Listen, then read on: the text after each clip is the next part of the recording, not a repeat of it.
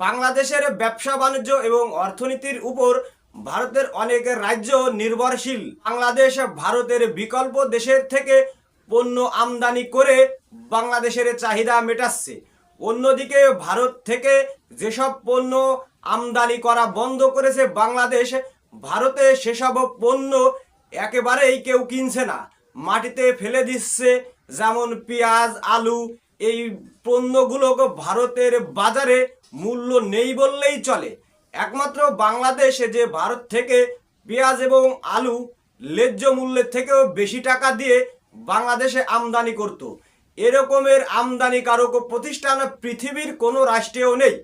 তাই দুই দেশের নাগরিকদের উচিত মিডিয়ার গুজব না শুনে এবং কোনো রাজনৈতিক দলের প্রোপাগান্ডা এবং স্বার্থ না দেখে দুই দেশের মধ্যে পররাষ্ট্র নীতির সম্পর্ক গড়া যায় কিনা এদিকে সবাইকে নজর রাখতে হবে। কারণ আজকে বাংলাদেশের অন্তর্বর্তীকালীন সরকার আছে, আগামীতে নির্বাচিত সরকার আসবে। যদি তার সাথেও যদি এই ধরনের সম্পর্ক থেকে যায় ভারতের, তাহলে ভারত বাংলাদেশে দুই দেশের জন্যই ক্ষতি হবে। তবে ভারতীয় মিডিয়ার গুজবের কারণে বাংলাদেশের সীমানা দখল করে আন্তর্জাতিক আইন লঙ্ঘন করে সেখানে কাঁটাতারের বেড়া দিয়েছে।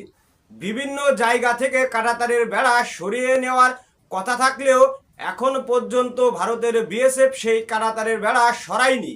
একই সঙ্গে ভারতের যে মিডিয়া এবং বিরোধী যে রাজনৈতিক দল, তারা যেভাবে বাংলাদেশের বিরুদ্ধে বিদ্বেষমূলক বক্তব্য ছড়িয়ে দিচ্ছে। ভারতীয় উপমহাদেশের একটি স্বাধীন দেশ হচ্ছে বাংলাদেশ। এই বাংলাদেশ এবং ভারতের একে অপরের ইতিহাস ছাড়া বাংলা এবং ভারতের ইতিহাস পরিপূর্ণতা পাবে না। আজ এ পর্যন্ত, দেখা হবে পরবর্তী সংবাদে। তত সময় বাঙালির জাতীয় কণ্ঠস্বর ৭১ পত্রিকা চ্যানেলটি সাবস্ক্রাইব করে আমাদের সঙ্গেই থাকবেন। সবাইকে ধন্যবাদ জানিয়ে শেষ করছি। আল্লাহ হাফেজ।